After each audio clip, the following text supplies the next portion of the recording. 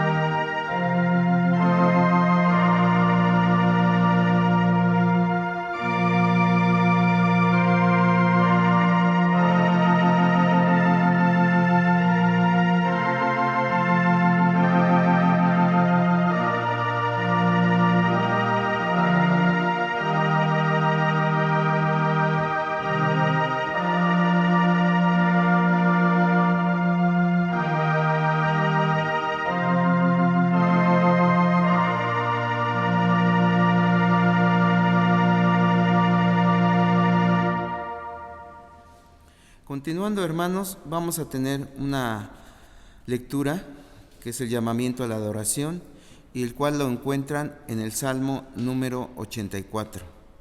Salmo número 84, y voy a hacer la lectura de todo este salmo.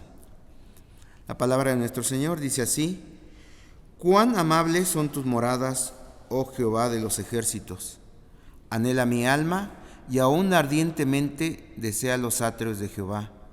Mi corazón y mi carne cantan al Dios vivo. Aún el gorrión halla casa, y la golondrina nido para sí, donde ponga sus polluelos, cerca de tus altares, oh Jehová de los ejércitos, Rey mío y Dios mío. Bienaventurados los que habitan en tu casa, perpetuamente te alabarán. Bienaventurado el hombre que tiene en ti sus fuerzas, en cuyo corazón están tus caminos. Atravesando el valle de lágrimas, lo cambian en fuente, cuando la lluvia llena los estanques. Irán de poder en poder, verán a Dios en Sión. Jehová, Dios de los ejércitos, oye mi oración. Escucha, oh Dios de Jacob. Mira, oh Dios, escudo nuestro, y pon los ojos en el rostro de tu ungido, porque mejor es un día en tus atrios que 1000 fuera de ellos. Escogería antes estar a la puerta de la casa de mi Dios, que habitar en las moradas de maldad, porque sol y escudo es Jehová Dios. Gracia y gloria dará Jehová, no quitará el bien a los que andan en integridad. Jehová de los ejércitos, dichoso el hombre que en ti confía. Amén. Vamos a tener una oración de ofrecimiento. Padre Celestial, te damos gracias porque nos permites estar reunidos en este día, teniendo la intención de alabarte, de glorificarte, de darte a ti la gloria y la honra, Señor. Tú sabes por qué se ha presentado esta situación en el mundo, pero debemos de entender que a ti no se te escapa nada, Señor. Todo tienes bajo control, Padre Santo, de tal manera que tus planes son perfectos, Señor. Permite que nos reunamos en la casa, en donde quiera que estemos, Señor, para alimentarnos de tu palabra, Señor. Que nuestro espíritu clame a ti, Abba Padre, Señor. De tal manera que esta situación nos haga buscarte más y más cada día, Señor. Que se vayan añadiendo a tu redil los que han de ser salvos, Señor. Te pongo a cada miembro de esta congregación, Señor, y a los que nos escuchen, Señor. Que tú tengas misericordia de cada uno de nosotros, que abra nuestro corazón, Señor, nuestro entendimiento, de tal manera que podamos alimentarnos, que le des palabra a tu predicador, Señor, para que Él exprese lo que tú quieras que escuchemos, Señor. Te recibe este culto como una ofrenda en olor grata, Señor, que suba hasta ti de tal manera que sea agradable a tus ojos, Señor. Que sea agradable de tal manera que tú lo recibas, Señor. No por dignos, sino por los méritos de nuestro Señor Jesucristo. Por Él te lo pedimos. Amén y amén. Continuando con este culto, les voy a pedir que busquen en sus himnarios el himno 627, De tu amor necesita México.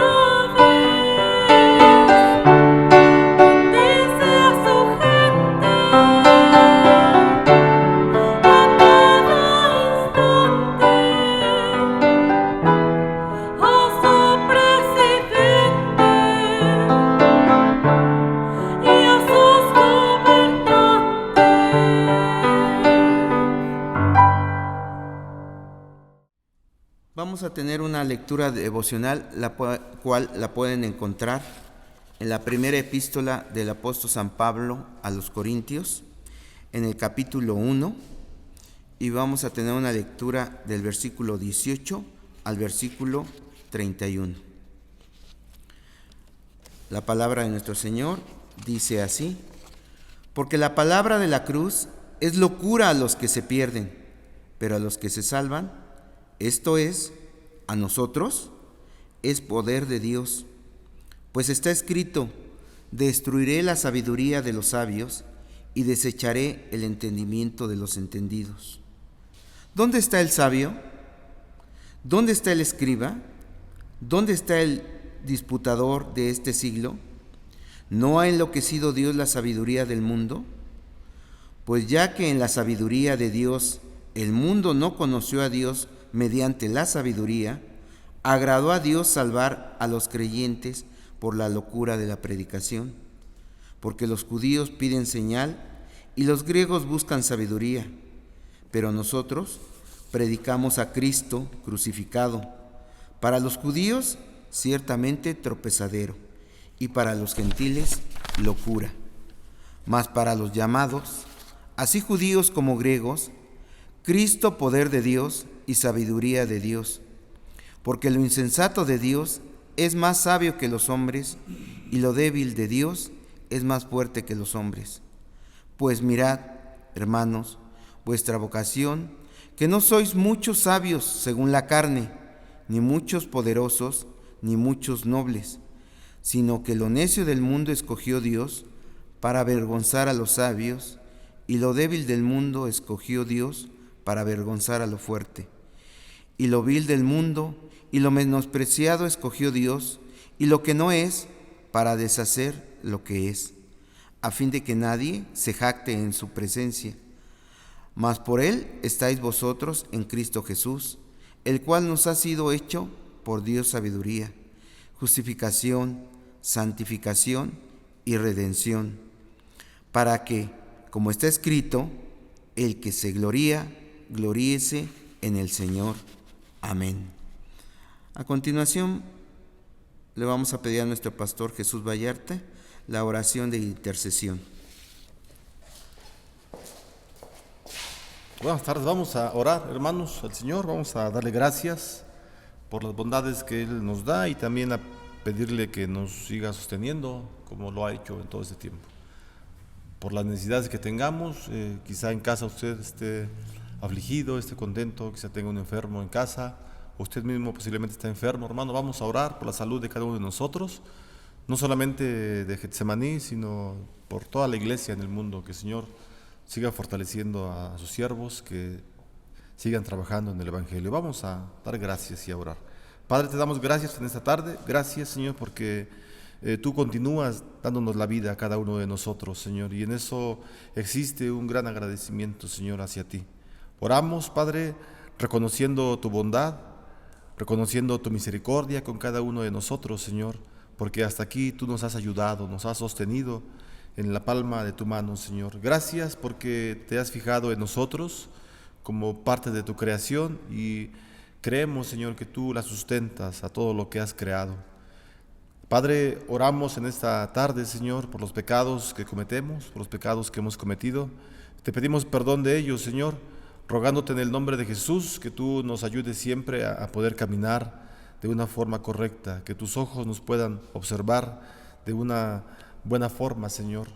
Ayuda a que nuestra vida cristiana, Señor, siempre sea iluminada por el poder de tu Espíritu Santo y que pues podamos siempre, Señor, agradarte en todo lo que hacemos nosotros cada día, Señor. Padre, también te pedimos que tú continúes fortaleciendo a tu iglesia, a las familias en todo el mundo, aquellos que tienen familiares enfermos, Señor, en los hospitales, en sus hogares. Te pedimos por cada uno de ellos que tú les sanes de cada una de las enfermedades que tienen, Señor. Este es el anhelo que nosotros tenemos, Señor, el deseo de que sanen los enfermos, y ponemos en tus manos, Señor, este anhelo. Nos gozamos sabiendo que tu voluntad siempre se manifiesta en cada uno de nosotros. Señor, también oramos por la economía de cada una de las familias en todo el mundo, que tú puedas traer, Señor, también toda esta, lo que necesitamos, Señor, trabajos, economía. Permite que los gobiernos puedan reactivarse, Señor, en los negocios, en la economía, Señor, para que puedan ser pues países que puedan apoyar a las familias enteras. Te damos gracias, Señor, porque tú permites este tipo de situaciones en nuestras vidas. Es algo que está marcando a muchas familias, a muchas personas. Muchos hombres y mujeres han partido a tu presencia, Señor. Tú los has llamado por esta enfermedad y por otras, y solo tú sabes por qué. Oramos para que tú des fortaleza a cada una de las familias que han perdido a algún familiar, a un ser querido. Y también te pedimos, Señor, para que tú sigas dando ánimo a los líderes de las iglesias en todas partes, que el Evangelio siga siendo predicado. Te pedimos por los pastores, por las misioneras, los misioneros, los hombres que predican en tu palabra, las mujeres que sin temor abren la Escritura para hablar de ti, Señor, en todas partes del mundo. Te pedimos, Señor, que tú les protejas, sobre todo en aquellos países en donde el Evangelio es prohibido hablarlo. Te rogamos que tú les fortalezcas, Señor, que tú les des palabra de ánimo y que pueda continuar el Evangelio siendo predicado en todas partes. Oramos, Señor, para que tu segunda venida sea en el momento preciso, que tú lo indiques, Señor, y que nos ayudes a la iglesia a poderte recibir como tú deseas que lo hagamos. Ayuda a nuestra alma, Señor, a que podamos siempre estar lo mejor posible ante ti, Señor. Te damos gracias porque creemos que eres un Dios vivo, un Dios bueno, poderoso, Señor, que está sobre todas las cosas y nuestra vida está incluida en ellas. En el nombre de Jesucristo oramos. Amén.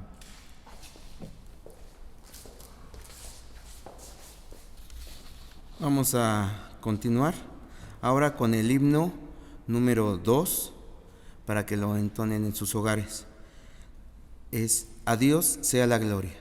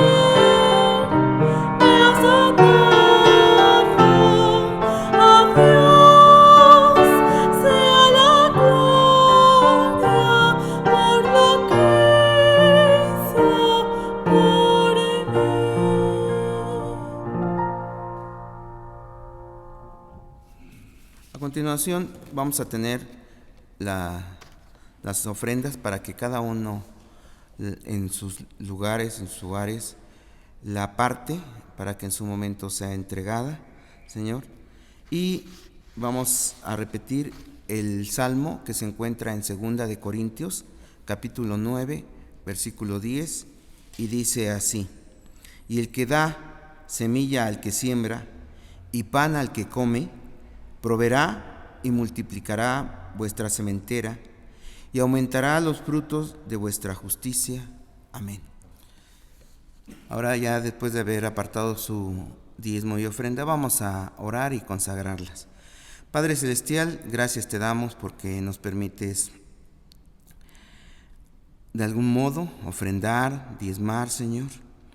Te agradecemos por los que tienen un trabajo, Padre Celestial, pero también te pedimos que tú les permitas tener esa bendición y gozarse de diezmar y de ofrendar a las personas que por el momento no cuentan con un ingreso, Señor.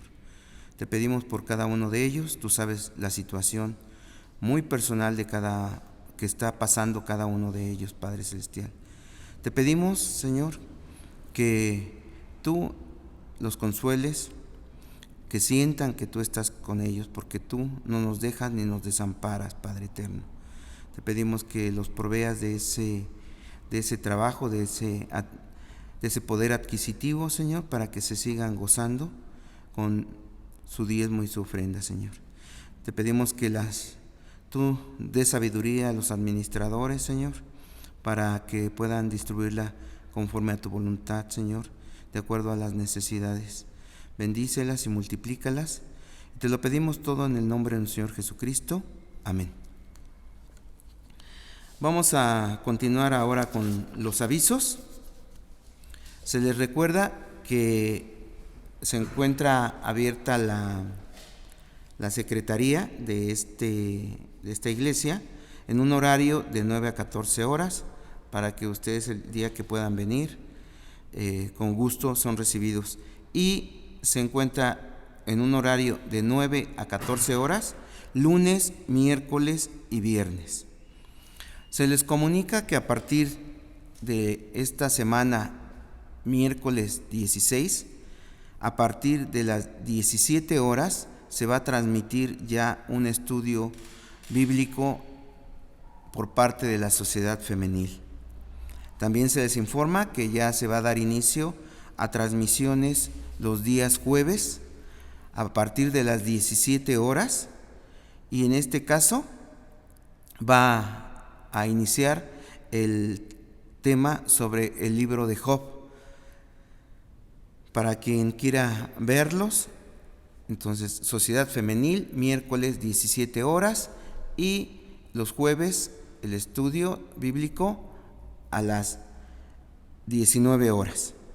También se informa que para los que tengan niños y gusten que estén en comunión y en relación con estas transmisiones, se va a iniciar las clases del departamento infantil todos los domingos a partir de las 10 horas, para que el que guste verlo, 10 horas. Son todos los avisos, y vamos ahora a tener una lectura bíblica que es la base del mensaje de hoy, el cual se llama El conocimiento de Dios es la gloria del hombre. Y su base bíblica la vamos a encontrar en el libro de Jeremías, en el capítulo 9, y de los versículos 23 al 26.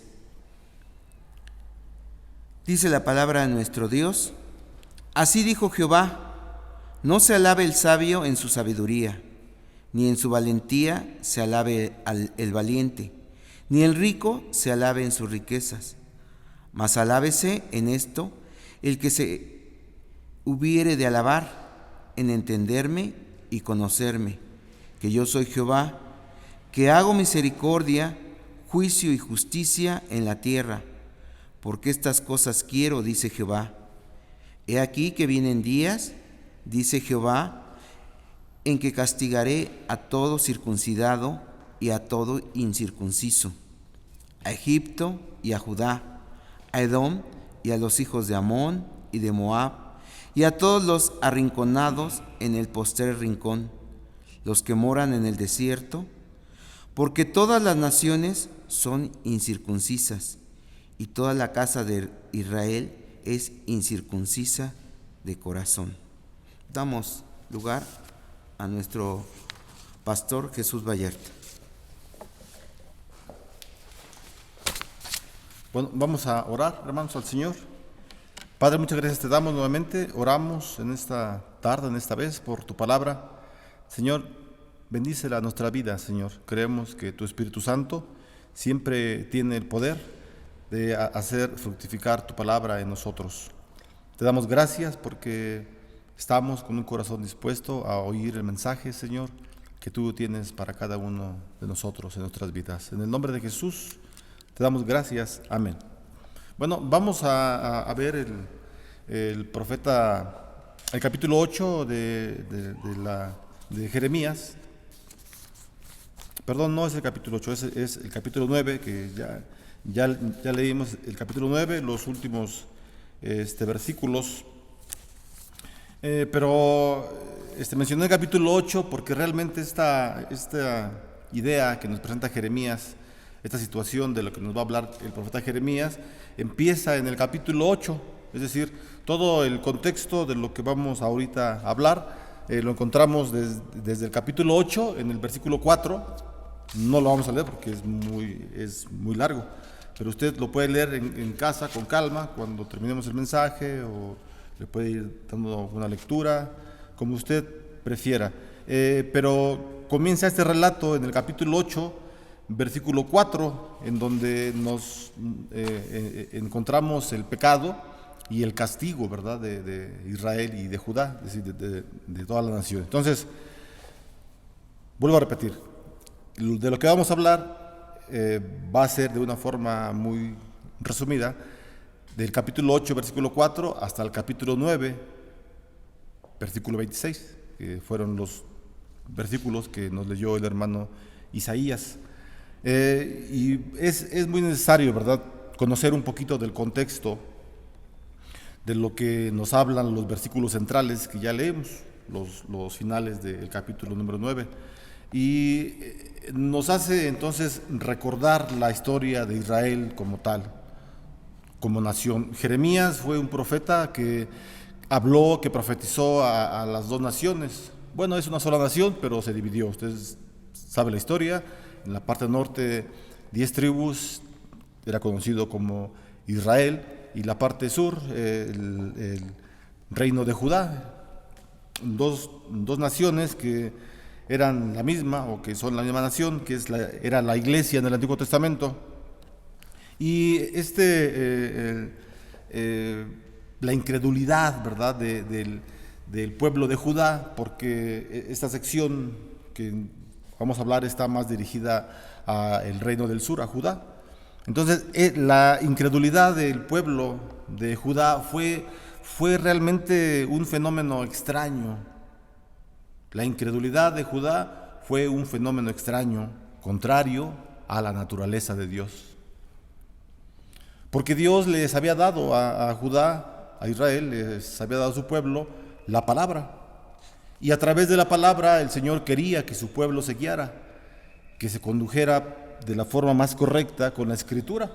No fue así, ¿verdad?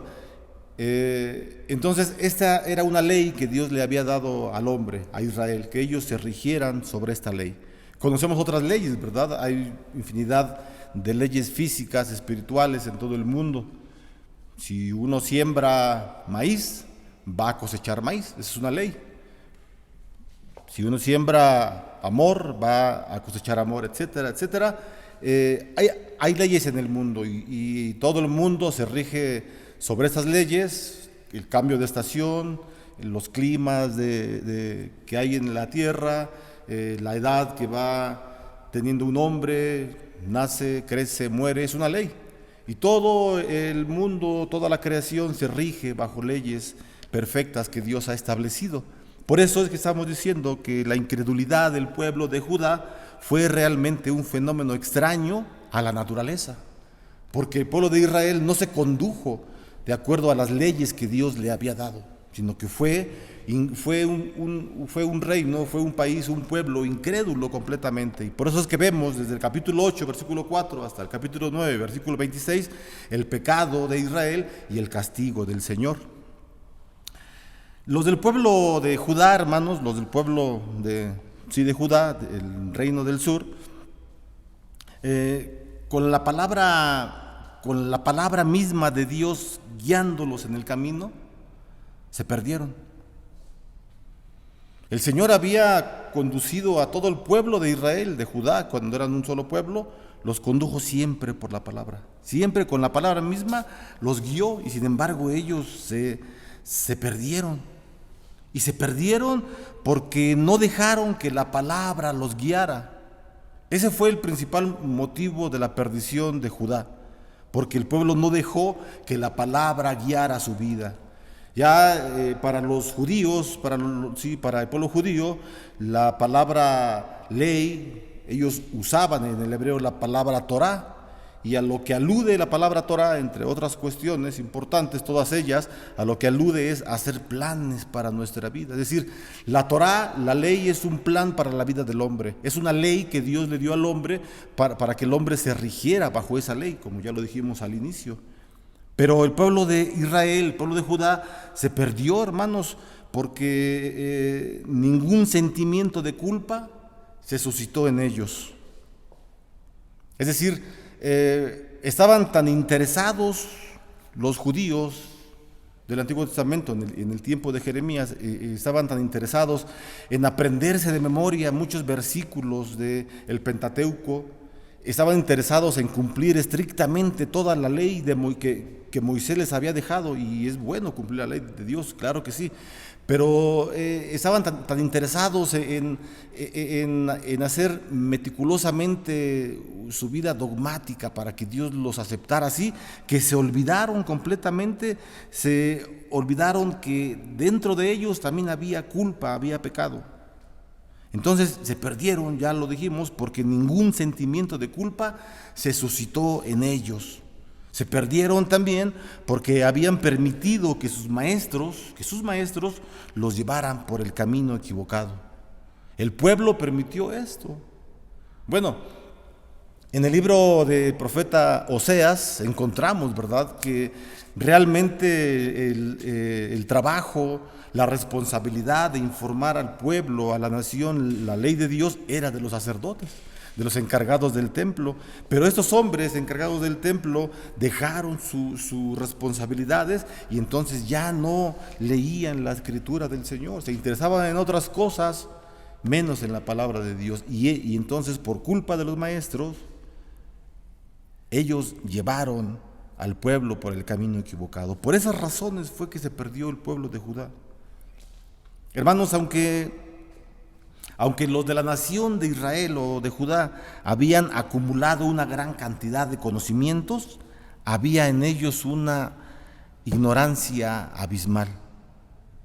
Ya dijimos que los hombres, los encargados del templo, eran hombres eruditos y conocían a la perfección toda la ley de Moisés.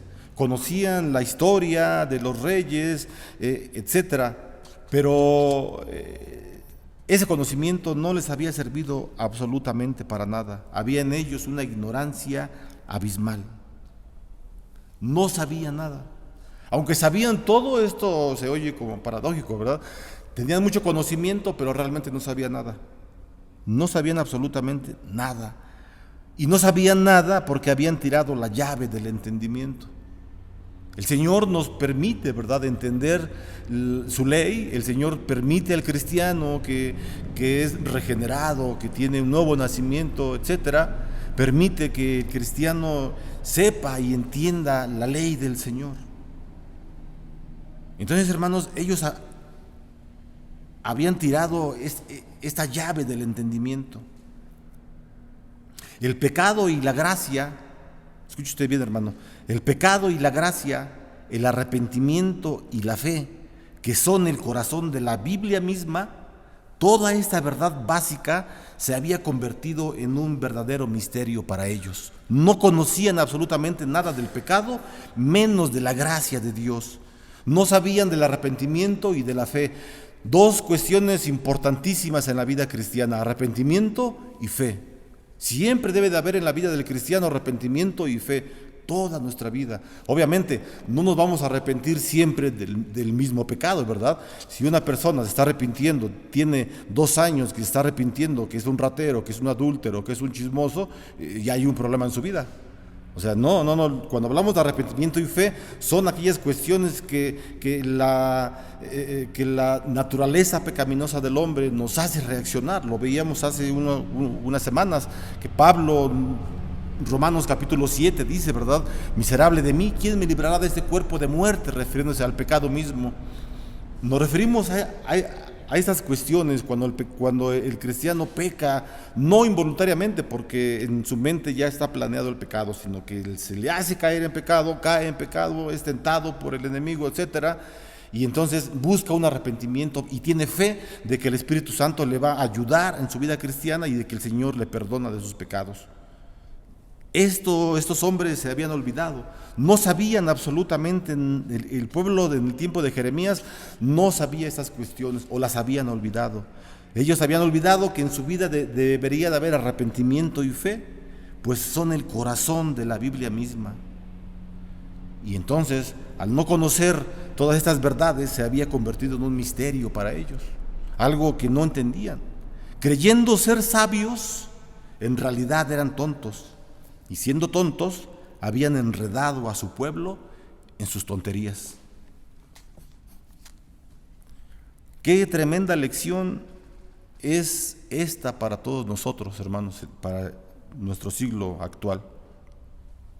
El solo conocimiento de las Escrituras no es la verdadera sabiduría. Vuelvo a repetir. El solo conocimiento de las Escrituras no es la verdadera sabiduría. La sabiduría comienza cuando el pecador tiembla ante la justicia de Dios. Allí comienza la sabiduría. Cuando el hombre o mujer, como pecadores que somos, reconocemos ante Dios que Él es el único todopoderoso. Cuando temblamos ante el pecado, cuando hay en nuestra vida el temor de estar solos en la oficina, de estar solos en nuestra casa, de estar solos en el trabajo, de estar solos en cualquier lugar y hacer cosas indecentes, cosas que al Señor no le agradan. Cuando el cristiano tiene ese temor y dice, no, Señor, estoy solo, si no me ve absolutamente nadie, mis hijos, mi esposa, mis amigos, nadie me ve. Pero tú me ves, Señor, y lo que quiero hacer no es conforme a tu palabra. Ese es el temor, y ahí es donde empieza la sabiduría. ¿Es importante conocer toda la Biblia? Sí, claro que sí, pero hay personas, hermanos, cuando empezamos que han leído 1, 2, 3, 4 libros de la Biblia, pero su vida es recta, hacen lo posible por estar lo mejor con el Señor, y eso es correcto. Entonces, el solo conocimiento de la Escritura no nos hace ser sabios, no. Vuelvo a repetir, la sabiduría comienza cuando el pecador tiembla ante la justicia de Dios, y la sabiduría florece cuando el pecador perdonado vive por la gracia del Señor. El pecador sabe que ha sido redimido, que ha sido comprado con la sangre de Jesucristo, y la sangre de Jesucristo, como los esclavos de los tiempos bíblicos, llegaba el amo y compraba, y con su dinero era libre. El amo podía decidir si se quedaba con él a servirle o si le daba la libertad. El Señor nos compró con el precio de sangre y Él nos ha dado la libertad. Entonces la sabiduría florece en nuestra vida cuando el pecador que ya es perdonado vive siempre, siempre por la gracia del Señor. Entonces, hermanos, sin esta sabiduría que estamos hablando, no importa cuánto conocimiento tengamos de la Biblia, sin esta sabiduría que estamos hablando, aún permanecemos en tinieblas, y en las tinieblas no hay esperanza. Ese era el caso de las personas que estaban viviendo con Jeremías. Ese era el caso. Y usted lea, vuelvo a repetir, todo el capítulo 8 y todo el capítulo 9 para que entendamos mejor esta historia que estamos contando. Es algo que pasó hace muchos años. Hace más de 3,000 años ocurrió esto, cerca de 3,000 años. Y el día de hoy lo seguimos recordando en nuestras iglesias. La conducta de un pueblo negativa ante los ojos de Dios y que nos sirve el día de hoy para nosotros. Mucho, mucho. En el caso de Judá, hermanos, en el caso de Judá, que es a quien está dirigida estas líneas, lo que el Señor le había dado, ahora se lo iba a quitar. Toda la grandeza, toda la tierra de donde fluía leche y miel, es decir, todas las bendiciones, el Señor se las iba a quitar, porque las cosas son del Señor. Y Él da y Él quita, conforme sea su voluntad.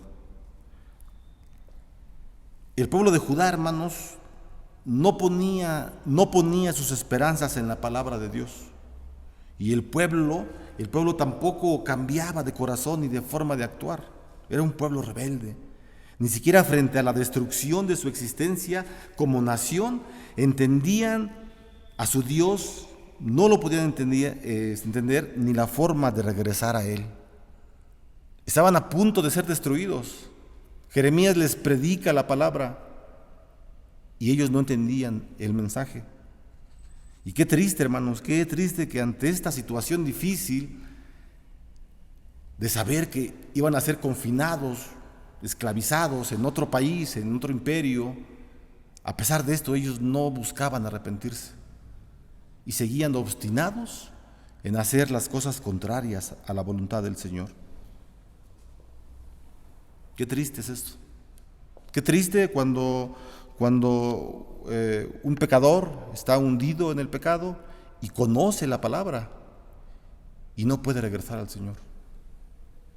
Entonces no es el hombre el que se salva a sí mismo, es el Espíritu Santo el que nos ayuda y por su sola voluntad podemos voltear los ojos hacia el Señor. Así que, hermanos, el bondadoso corazón del profeta Jeremías, lamentaba amargamente la terquedad de su pueblo. Sentía pesar de que no quisieran escuchar su mensaje. Y eso nos hace recordar cómo lloró Jesús cuando se acercó por última vez a Jerusalén.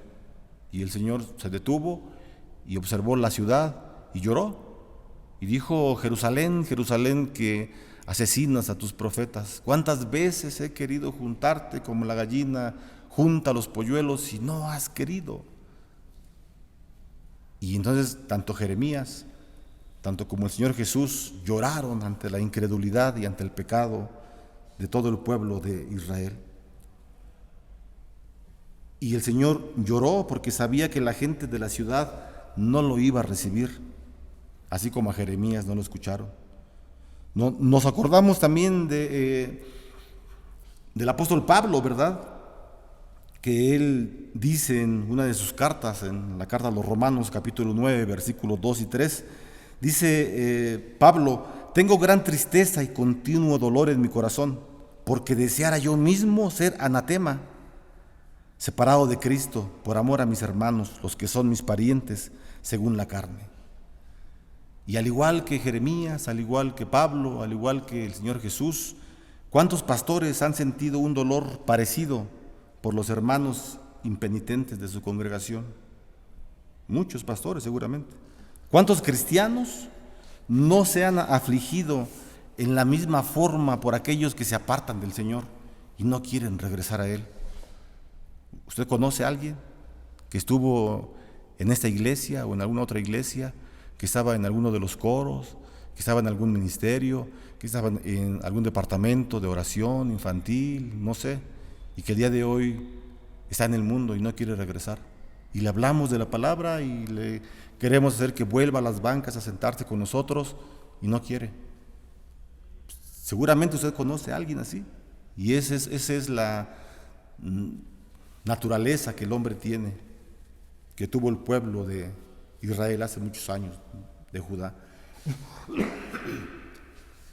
Perdón, hermanos. Y es una acción, ¿verdad?, que se ha cometido a través de todos los tiempos y que solamente el Señor tiene, ¿verdad?, el poder de regresar a las ovejas, al redil. Entonces, hermanos, el único alivio que Jeremías encontró ante los oídos sordos del pueblo, el único alivio que Jeremías encontró fue en el Señor, que consuela en los tiempos de dolor. Solamente el Señor es el que consuela a aquellas familias que tienen hijos que no quieren regresar a la iglesia. Solamente el Señor es el que consuela a los pastores que ven que sus mensajes no tienen el efecto que Él desea. Solamente el Señor es el que consuela a aquellos mismos hermanos que se interesan en que se predique el Evangelio, en traer a la gente pecadora a la iglesia. Hermanos, cuando el pueblo de Judá estuvo exiliado en la lejana Babilonia, los judíos que habían sido llevados al exilio no podían creer lo que había ocurrido. No lo podían creer. Habían estado años en Jerusalén, años en la gran Jerusalén, y ahora la ciudad estaba vacía. Ellos estaban con sus familias o separados de sus familias, estaban lejos, en otra ciudad extraña, con otra lengua, con otra cultura, muy diferente a la suya, y con la prohibición de adorar a su Dios, con la prohibición de que los cultos públicos se realizaran. Y ellos no podían creer lo que les estaba ocurriendo. Se preguntaban ellos mismos qué iba a suceder, qué va a pasar ahora. Estamos exiliados, estamos esclavos de los babilónicos, ¿qué va a suceder? ¿Acaso el Señor había abandonado del todo a Jerusalén? La gran Jerusalén estaba desierta, sola, sin gentes. Posiblemente ellos recordaban, ¿verdad?, cuando iban hacia Jerusalén en el día de la Pascua e iban subiendo hacia la ciudad cantando los himnos 120 hasta el 134, todos los himnos graduales que se conocen. Subían unas escaleras, se detenían, cantaban un himno, lo reflexionaban y continuaban hacia adelante hasta llegar al templo de Jerusalén. Toda esa fiesta solemne que hacían los judíos de la Pascua, de las fiestas de las enramadas, de la fiesta de las semanas, etcétera, de las fiestas más importantes, ya no las podían realizar porque había sido quitado por el Señor. Los había mandado al exilio, y en el exilio ellos no podían entender por qué el Señor Todopoderoso, el soberano Señor de los mundos, estaba permitiendo eso al pueblo escogido por Él mismo. El Señor quita cuando Él desea quitar. Jeremías entonces no podía dejar de llorar. Usted sabe que a Jeremías se le conoce, ¿verdad?, como el profeta llorón, o el profeta chillón, o que se lamentaba mucho, porque lloraba realmente mucho, literalmente lloraba mucho, porque su mensaje no fue escuchado por nadie. Les predicó a todo un pueblo y nadie fue convertido por el profeta Jeremías. Entonces las palabras de Jeremías por sí mismas no tenían poder. Tiene poder el Espíritu Santo, es el que transforma, el Espíritu Santo y la Escritura misma, no el hombre. Por eso es que Jeremías no podía dejar de llorar. Los médicos no podían curar a ellos mismos, no podían curarse a ellos mismos. El bálsamo de Galad, este bálsamo de Galad se menciona en la Escritura. Galad era una región del lado noreste del Jordán, y ahí en Galad se fabricaba un bálsamo que venía de la resina de un árbol, y de la resina hacían un bálsamo muy poderoso, muy fuerte, para curar el dolor, etcétera, etcétera, para curar específicamente el dolor. Y entonces el bálsamo de Galad, ya dijimos, era famoso por sus poderes curativos en todo el antiguo Medio Oriente, pero ese remedio no podía ayudar a los de Judá en su tiempo de crisis.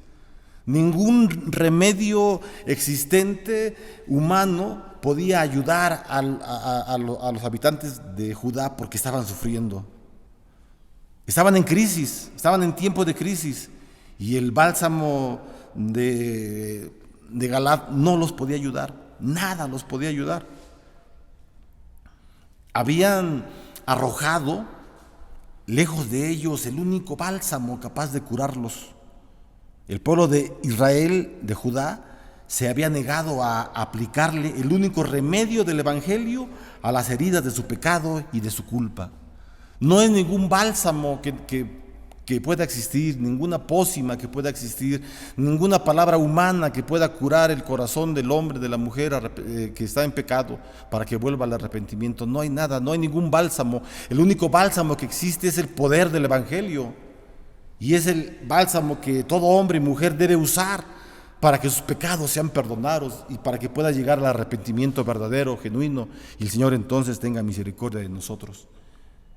Ya dijimos que en la mente de los judíos del tiempo de Jeremías no existía el arrepentimiento ni la fe, no existía el pecado, no había el pensamiento que ellos eran hombres pecadores, porque estaban interesados en querer cumplir la ley del Señor, la ley ceremonial del Señor, toda la ley ceremonial.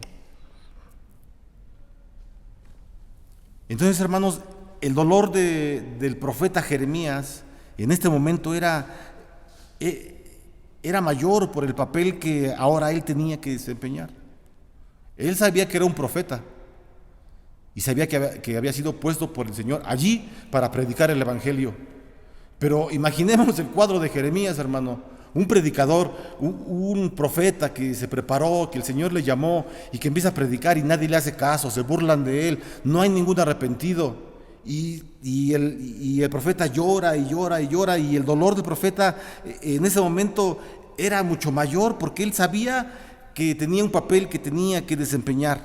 El profeta, hermanos, hubiera querido escapar muy pronto de las responsabilidades de su oficio y más de los que no lo iban a escuchar. Él sabía que no lo escuchaban y él lo que deseaba era irse de ahí, era dejarlo, decir, Señor, ¿yo qué tengo que hacer aquí? ¿Yo por qué tengo que estar pasando esta necesidad, sustos, corajes? Mira, Señor, al pueblo se burlan, no me escuchan, siguen pecando, Señor, déjame ir. Seguramente esos eran los pensamientos del profeta Jeremías, irse de Jerusalén. Pero hermanos, encima de todo esto, de estos pensamientos de Jeremías, de las emociones de Jeremías, el Señor le había advertido que todavía no había visto lo peor. Todavía no había visto lo peor.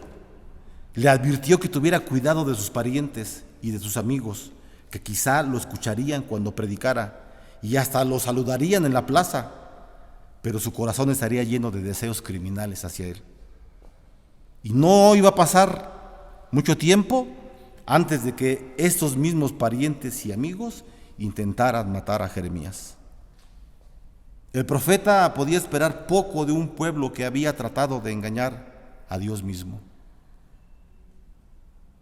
Así que, hermanos, el pueblo de Judá no le dejó al Señor otra opción. Él ahora iba a dejar la tierra de Jerusalén tan vacía como el corazón de las personas que la habitaban. ¿Quién era capaz de explicar este juicio? ¿Había alguien que fuera capaz de explicar este juicio del Señor? Los sabios de Judá se rascaban la cabeza, otros especulaban muchas cosas, y el Señor dio la razón. El pueblo ya no escucha mi palabra. La razón de mi juicio es su incredulidad. Después de haber rechazado al Señor, solo una cosa podía esperar el pueblo de Judá: una horrenda expectación de juicio y de hervor de fuego que ha de devorar a los adversarios. Hebreos capítulo 10, versículo 27. Eso es lo que dice.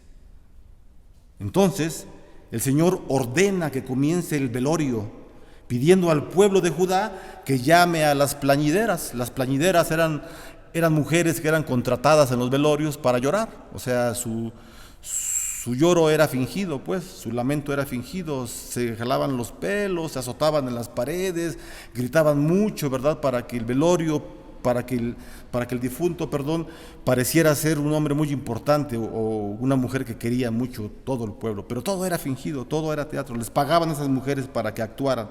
Pero en esta ocasión, no solo unas cuantas pleñideras o mujeres que lloraban iban a actuar, sino todas las mujeres de la tierra debían estar verdaderamente de luto, porque había muerte por todas partes.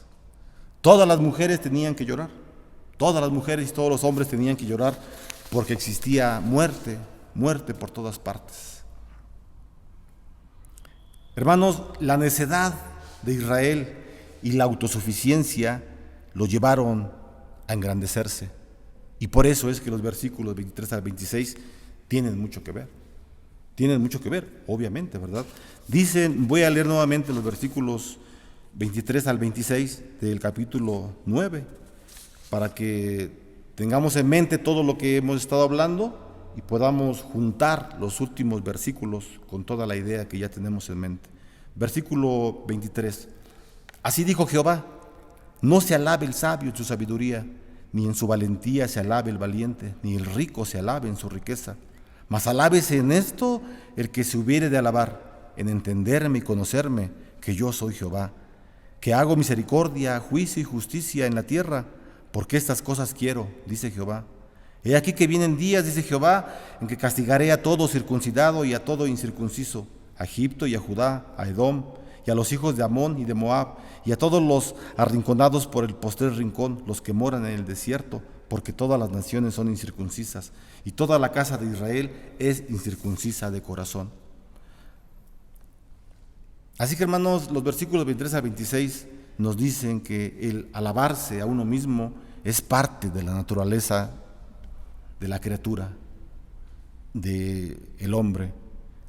El alabarse a sí mismo es porque respondemos a nuestra naturaleza egocéntrica y pecaminosa que tenemos. El apóstol San Juan lo llama los deseos de los ojos y la vanagloria de la vida, en su primera carta, en el capítulo 2, versículo 16.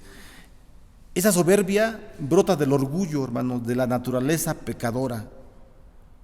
Así que tenemos la tendencia a olvidarnos de Dios y a atribuirnos el mérito por todas las cosas. Nos sentimos el centro del universo, nos sentimos la punta de la lanza, y no es así. Dios es el primero, no somos nosotros. Aquí entonces el Señor nos advierte contra la jactancia. Ningún sabio se debe enorgullecer de su sabiduría, porque no es por nuestra sabiduría que encontramos la debida relación con Dios. Ustedes recuerdan el texto de Corintios, ya lo leímos al principio, hermano Isaías nos hace favor de leerlo, primera carta a los Corintios, no lo vamos a leer, capítulo 1, versículo del 18 en adelante. Pablo les está hablando a los corintios y les dice: yo les vengo a predicar no con sabiduría humana, es decir, no con sabiduría de los filósofos griegos que estaban influyendo en Corintio, no, yo les vengo a predicar con el poder del Evangelio. Y la palabra nos dice, ¿verdad?, que el fuerte tampoco se debe enorgullecer de su fuerza, porque sin Dios no tiene ninguna fuerza tiene. El rico no debe jactarse de su riqueza, pues es un regalo de Dios. Un ejemplo de esta situación de un rico que se jactaba de su riqueza y que era un terrible hombre, era el rey Herodes. Este hombre, el rey Herodes, le gustaba controlar la situación, le gustaba mantener a la gente sumisa y que siempre se hiciera lo que él deseara. Pero él obtenía, ¿verdad?, la voluntad de las personas de la siguiente manera. Él era terrible con el carácter, los castigaba, era muy fuerte, etcétera, pero a la vez también era un hombre muy, muy generoso. Así que a la gente la tenía tranquila porque le daba regalos. Por ejemplo, Herodes reconstruyó Jericó, que era una ciudad muy cercana a Jerusalén. Y en Jericó, vamos a verlo así, Jericó era como un Huastepec para los que vivimos en la Ciudad de México. Un balneario bonito, empastado, con muchas palmas, albercas, así era Jericó. Y el rey Herodes lo reconstruyó para el pueblo, porque los quería tener tranquilos. Es decir, les daba regalías, pero era un tirano. Los humillaba, los sobajaba, les hablaba como quisiera, los maltrataba, pero ellos no podían decir nada porque los tenía comprados. Reconstruyó la fortaleza Antonia, eso lo vimos cuando vimos el Evangelio de Juan los días jueves. La fortaleza Antonia era un fuerte en donde se guardaban todos los soldados romanos, pero también era un beneficio para el pueblo porque muchas veces les regalaban comida, etcétera, al pueblo de Israel. El rey Herodes mandó a construir el templo de los judíos mismos. Es decir, el templo era para los judíos. Herodes era una mezcla entre judío y edomita, pero no era judío puro. Pero él le regaló el templo, un templo hermoso, enorme. Es decir, era un hombre rico, pero era un hombre que no era de acuerdo a la voluntad del Señor. Por eso dice la palabra, el rico no se jacte en su riqueza, ¿verdad? Pues esto es un regalo de Dios, solamente es un regalo del Señor. Entonces, hermanos, cuando usamos nuestros dones solo para nuestro beneficio, nos olvidamos de Dios.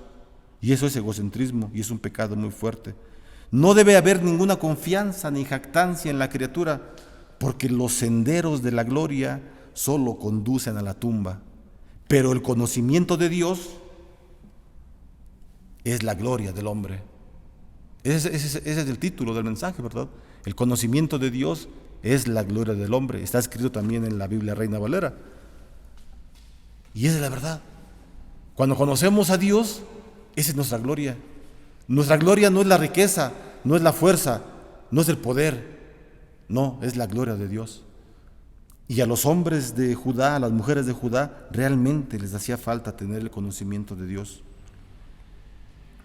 La Escritura dice, ¿verdad?, en los versículos que ya leímos, los finales, que solamente hay una cosa de la que sí nos podemos jactar. Es más, Dios mismo nos invita a jactarnos de una sola cosa y nos invita a jactarnos de Él. Solamente de Él. En una ocasión, Moisés le pidió a Dios que le permitiera verlo en toda su gloria.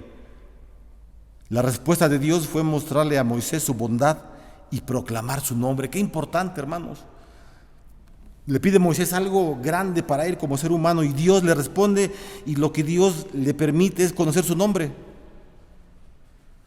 Lo que hace el Señor es le muestra a Moisés su bondad y proclamarle su nombre.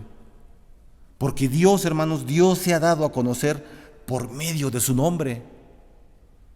Conocer el nombre de Dios es conocer la plenitud de la misericordia y de la gracia del Señor. Por eso mismo, el conocimiento de Dios es la gloria del hombre. Conocer su nombre, conocer el nombre de Dios, es conocer a Cristo y confiar en Él, confiar en Cristo como el único Salvador. En eso radica la verdadera sabiduría, la fortaleza y la riqueza. Por eso Pablo confesó, pero lejos esté de mí gloriarme, sino en la cruz de nuestro Señor Jesucristo. Gálatas 6, versículo 14. Este gloriarse es una confesión, hermanos, de que vivimos por la gracia de Dios y de que cualquier cosa que tengamos o que seamos solamente se debe a la gracia de Dios. Si solo Judá hubiera aprendido este gloriarse, hubiera podido vivir. Pero no fue así. Fue llevado al exilio, a la esclavitud, en donde ya no pudo más alabar al Señor. Nosotros estamos el día de hoy, hermanos, en una situación no parecida a los de Judá, no parecida.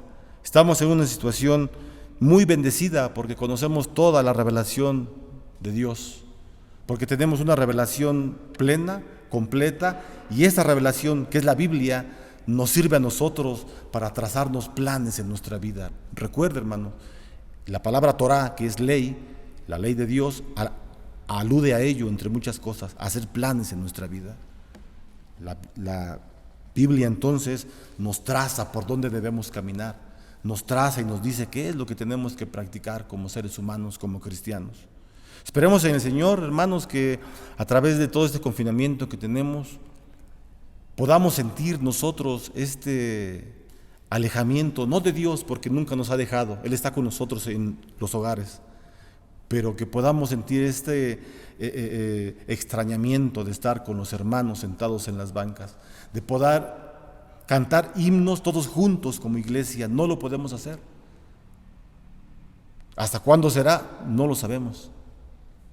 Pero quizá podemos sentir un poquito lo que estos hombres sentían cuando estaban exiliados. Y entonces el Salmo 42 que escribieron los hijos de Coré viene a nuestra mente, ¿verdad? Porque nos habla de un venado, de un ciervo que brama, que llora por las corrientes de las aguas, por tener agua en su cuerpo. Está sediento ese ciervo, está en el desierto, tiene sed, y clama por agua, desea agua, su alma desea agua. Y el salmista nos dice que también así somos nosotros. Así clama, oh Dios, el alma mía. Tiene deseos de alabarte, tiene deseos de estar en el templo junto con toda la iglesia para poder seguir proclamando tu nombre. Hermanos, vamos a meditar en este distanciamiento que tenemos.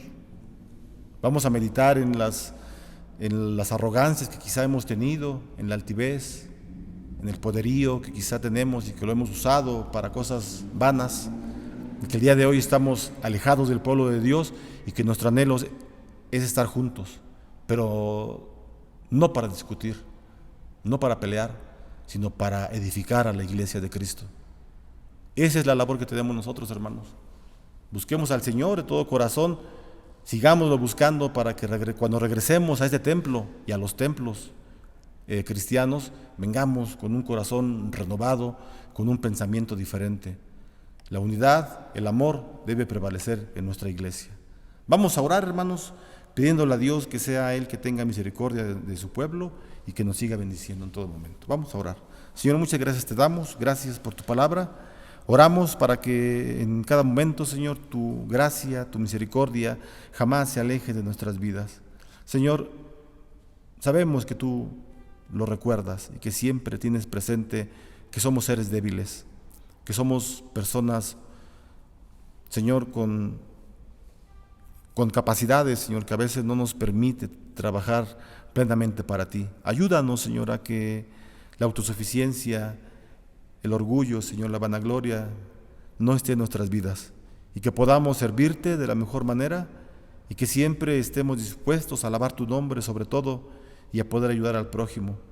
Señor, quizá para muchos de nosotros nos sea difícil ser pasivos, escuchar, pero te rogamos que nos ayudes. Ponemos en tus manos nuestra vida, ponemos en tus manos nuestra salud, orándote a ti, Señor, para que tú seas el único que nos pueda levantar, Señor, y que podamos caminar y que podamos seguir siempre creyendo en tu palabra. Aumenta la fe que tenemos, Señor, y que siempre estemos dispuestos a servirte en todo lo que tú así dispongas. Te damos gracias, Señor, porque creemos en tu palabra.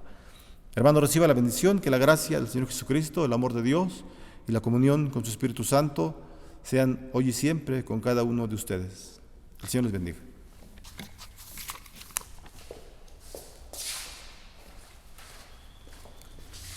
Vamos a terminar este culto a nuestro Dios con la doxología 450. Dios te bendiga.